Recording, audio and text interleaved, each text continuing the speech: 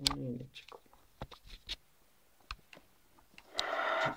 No niin, tässä on, vedetään 400 tässä huppina vastassa tommonen ruotsalainen Zulu tai Nikki, et ei mikään erikoinen kaveri oo. Tos nyt se triipettaa. Tää me voidaan hyvin painaa forbetti tohon, koska flipataan oikeastaan kaikki käsi vastaan. Nyt tuo nyt on vähän ikävä, että siellä on aika tiukka tuo triipet range. Nyt joudutaan oikeastaan otetaan ilmanen kortti, että jos saatais punaista tohon tai seiska, niin jotain kiinni. Niin. No sieltä tuli tuo hertta. No nyt periaatteessa voidaan lyödä, mutta lyödään semmonen, että meillä jää kippivaraa vielä. Lyödään semmonen 132, kun ei toi tsekkaa kahta striittiä, jos sillä on käsi. Että nyt sitten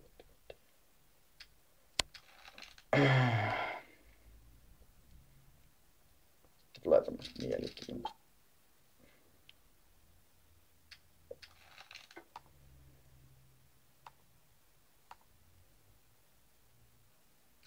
Tavelin kaverikin pääsee tuohon tasa 950, se on mukavampi senkin pelata. Mutta oikeastaan ihan hyvä käsi. Tää on vähän tiukka vihu tällä, et tietysti kun hirveitä actioneita oo luvas, mutta painetaan nyt sitten jotain tässä menemään. Tää on ihan decent kääntö.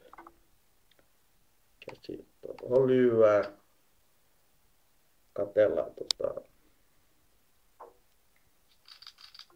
no ei otti ihan CVT.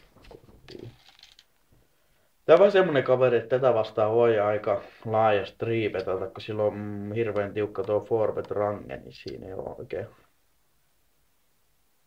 oikeesti sitten päässään hyvin sit CVttää sen triipetin jälkeen. Sieltä nyt tuli ihan ok floppi. Hertan vedolla ja suoran vedolla ja kurva kiinni. Niin CVtillä mennään. Se on oikeastaan tuossa. Että tässä nyt ideana on laittaa kaveria aika paljon pakkaa varmaan.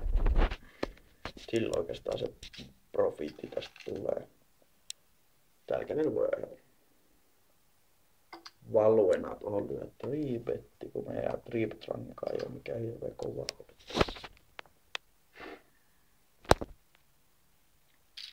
Katsotaan miten kaveri reagoisi. No tuo sen triipet maksu rangee.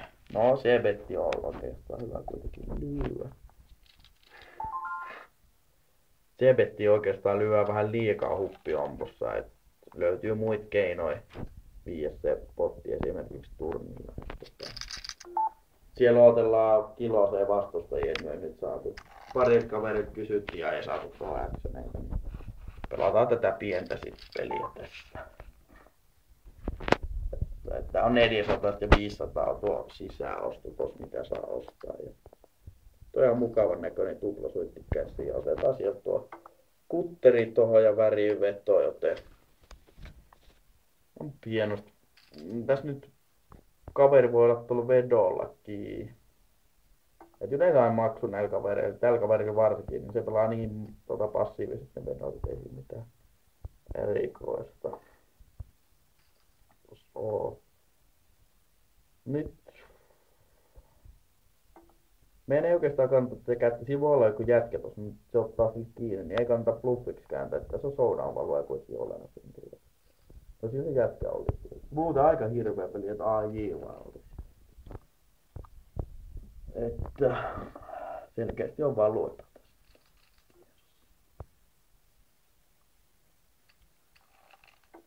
Eli mikä on noin tuplahuittikäsiä.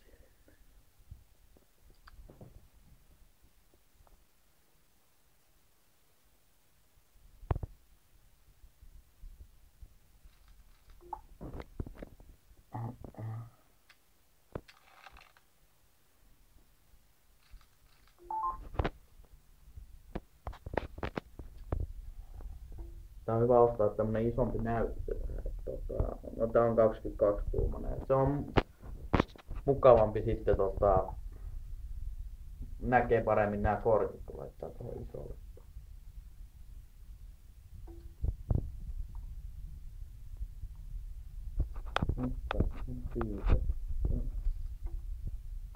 Noin ja tää osuu meidän riipetrangaan niin mukavasti.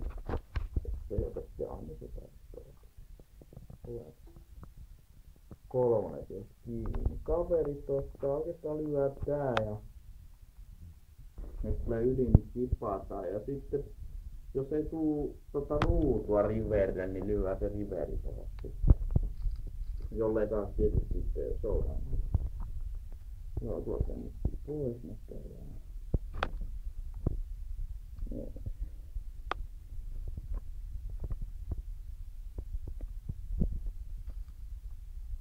No ei osu sieltä ihan nettiisti. Ihan vaihteluvassa on potti. Potti värinvedolla ja ei meillä värinvetoa. Nyt aukesi aika helvetin hyvä kortti. Mitäs siellä onko siellä suittia pöydässä? Ei oo, että on pataa suitit, mutta tuo nyt ei oikeastaan meitä. Jos kaveri tulee yli, niin mä en tiedä, menee vähän fiiliksen mukaan maksu varmaan tossa sitten. Tää nyt tästä taas vissiin ilman showdown ei oo tullut toi aika mukava profiitti. Kurkot vai näytti on hyvät kurkot, niin aina riipettiinkö se. Noin ja sitten floppit oli tollanen.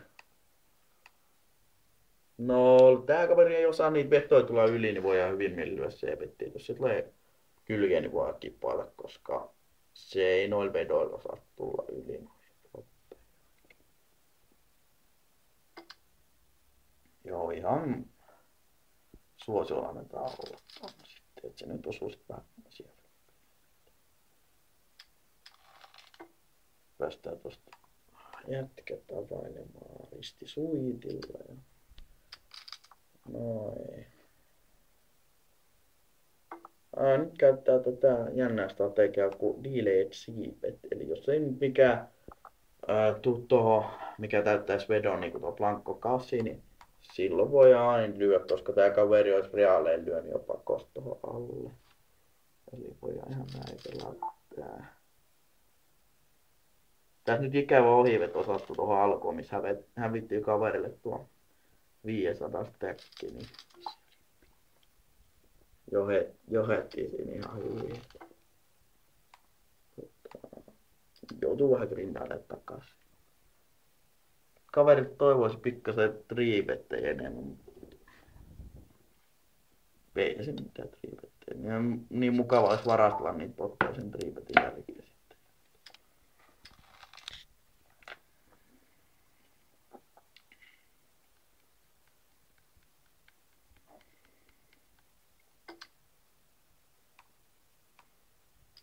Triipetataan nyt vaikka sitten ihan ajakulusta takana. Niin, mitäs me saatiin floppia?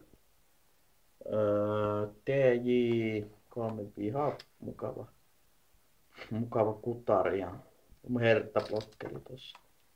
Nyt ollaan oikeastaan dead tossa. No nyt oikeastaan toinen kutari. Viimeistään nyt ollaan beat kuitenkin selkeästi. Oikeastaan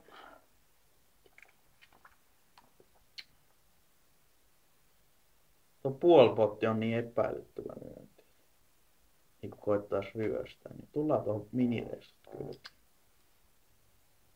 Ja vähän pitkään miettiä ja silti, ettei ole hyvä. Ja nyt kyllä oikeastaan se ei jatka bluffaamista, eli me ei voi check callata tuohon, eli me check poltataan tää vaikka tuo mikä siinä nyt käytännössä osuukin. Mutta siellä oli ei siis väriä valuuttana.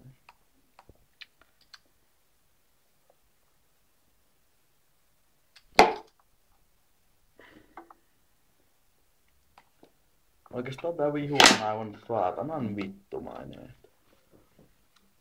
Pelleet vois melkein lopettaa tämän kohta. Jospa sait jostain vähän järkevämpää peliä seuraa. Voitais katsella itse asiassa, jos ei tonne amppupuolelle oo tullut Texas-pöytiä sitten. Niin täällä toi 5-kiloinen vähän turha iso. Täällä on näitä kavereita, ketkä ei nyt vastaan pelaa. Mittens. Tommonen never heard mies tullut. Painoks mie reissu, en oikein näe. No niin. En oikeastaan jaksa lyödä, kun tää on niin saatanan vittumainen vihu, et en jaksa tollaista ohivetää ja pelleä vastaan edes pelata. Niin mennään. Oho, me nyt osuu sieltä väriä, en edes huomannut. Mä menin sit sekata perässä. Tuo potivalue tuohon ja sitten autetaan tän jälkeen sitten kiireesti.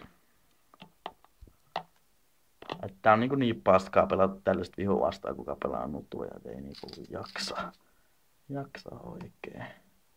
On no vitu hurrit aina. On tollasia, niin katsotaan nyt, jos täältä saisi jotain